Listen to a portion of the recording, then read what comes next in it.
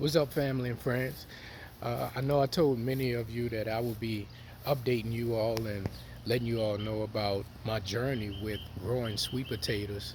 I actually began growing them. Well, I tried. I tried growing a few last year, and it was called the purple stoke potato. It has a dark brown skin and purple flesh, and I was able to grow like 8 of them. So I said that this season or this year I was going to grow even more of them. I was going to try them and a bunch more. So let me show y'all what I got. I started on April 29th, and some potatoes, they began sprouting, but I began putting the sprouted potatoes into some soil so that they can begin to grow what's called the slips, the sprouts that you usually see when you sit them on the countertop, and those things or the buds continue to grow out of them.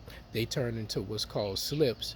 You take those off, you plant them into the dirt, or you can put them in a plant. You can put it in the ground, and it'll grow, and that's what makes the sweet potatoes. So let me show y'all what I got going on here. So in this pot, this is the pot that I used to grow my purple stoke potatoes last season. It looked a lot like this. The leaves, as they looked a lot like this. These are my slips here. They're from sweet potatoes, the orange sweet potatoes. So I got 1, 2, 3, 4, and I actually had a fifth one in here, but I took it out already because I got all of the slips from it. Um, this one right here is actually the Japanese potato. It has a like a yellow flesh, and it tastes kind of like I don't know if you know what chestnut tastes like, but it's like a sweet taste, sweet cinnamon taste, and you don't have to put anything on it. But I'm trying to get it to sprout, but I think the supermarket may have done something to the potato, because I haven't been able to get these to sprout. Um, with the Japanese potatoes, that is, and I'll show you another one I'm having trouble with. But all of these slips here, I can take them off. Like, I can take this one off and put it in some water, and it'll form roots. Or in a lot of cases, when you pull them off like this, when they get tall, they'll already have roots attached. So that's the good thing about that. This is another pot. This is another sweet potato. I got the slips ready. It's ready to go in a bigger plot, or even in the ground. Um, Over here I have a small garden bed. I have this is the sweet potato plant that's doing good right here. This is another sweet potato plant. I saved my soil from last year, and this is from the purple stoke potato. This is like a plant from the purple stoke potato. The root, it had more roots, but I messed one of them up. So I'm trying to be patient with this one.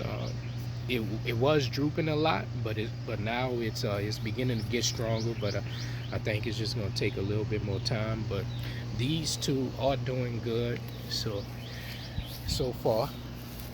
And over here in the shade of there, I get good shade over here. This is another sweet potato plant that I just put it in the ground. I didn't do anything to the ground. I didn't pull up, as you can see, I didn't pull up any weeds or whatever. I just mixed a little soil in with the dirt over here, and I planted it, and it's doing pretty good as of right now. So I'm gonna continue to keep it watered, and hopefully it does well. If it doesn't, then it's okay. But because I know I didn't do anything to the dirt. But what I will say is that um, I took a shovel and dug a small hole, and I noticed they had a worm within they had a worm in the soil. So that's what really made me be adventurous and try it out. So hopefully we get some good results from that. And lastly, over here we have slips. Once you take the slips off the potato after it sprouts, your slips should start growing roots like this. So these are they ready to get in the ground. I have 5 what's called grow bags. They're made out of recycled fabric, and you can use grow bags to grow things in, and it's easy to move things around, move them around in your yard and all of that stuff. But this is my big boy. Let me show y'all this. Look how long the roots are. So these are going straight into my grow bags once they get in. And let me see, I got one I'm getting ready for my sister and her fiance. Let's see, I got one slip I'm getting ready. Let's see. Yeah, let's put that right there.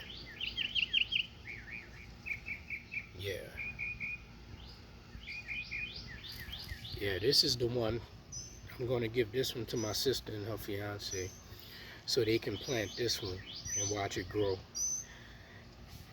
But that's what they should look like, you know, once you put them in water after detaching them from the potato. Now, like I mentioned in the earlier video, sometimes, like for the past 2 slips that I detached from a potato in the soil, it had roots attached to it. So sometimes you don't have to even wait.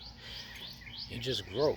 And let's check on this one. Let's see what we got in this one. Okay, so roots are starting to form on this one.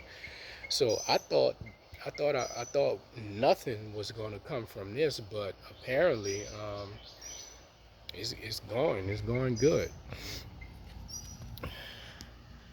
And the heat helps that, I think, because they like the heat. But I'm curious. I want to see if I can get one of these. I want to see if I can get one of these that has roots attached to it already. Let's see. And if not, I'll just put it in water and the roots will come. Okay, so this one don't have it. This one doesn't have it. But guess what? You just drop it right there. Just put it right there in the water. And with this heat, with this New Orleans heat, in a few days, in like I guarantee you, in like 2 or 3 days, the roots gonna start growing on it. All right. So that's it, y'all. That's it for today. Y'all stay posted. Y'all hit me up. Y'all like or subscribe if y'all want to stay posted on this journey. Let me know what y'all think. You got any questions? I'll do my best to answer them because I'm a newbie at this, but I'm excited about it. I'm trying to get a big harvest this year. That's why I got those big grow bags. So, hey, y'all let me know. All right, bye.